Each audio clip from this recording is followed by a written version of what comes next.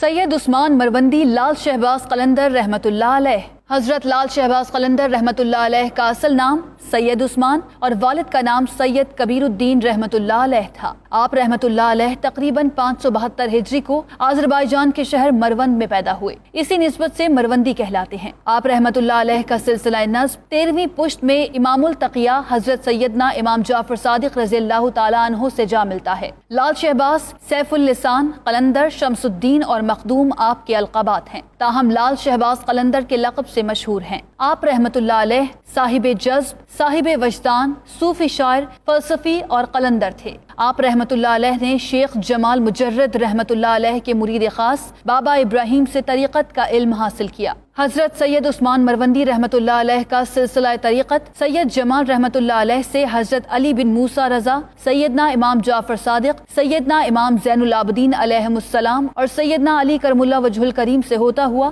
سرور کائنات صلی اللہ علیہ وآلہ وسلم تک پہنچتا ہے۔ آپ رحمۃ اللہ علیہ کے مریدین میں بڑے بڑے اولیاء کے نام لیے جاتے ہیں۔ آپ رحمۃ اللہ علیہ کی وجہ سے ہی سندھ میں صوفیانہ شاعری اور سندھی ثقافت ایک واضح شکل و صورت اختیار کر پائی، کیونکہ مخدوم بلاول، شاہ لطیف بھٹائی اور سچل سرمست رحمۃ اللہ علیہم آپ ہی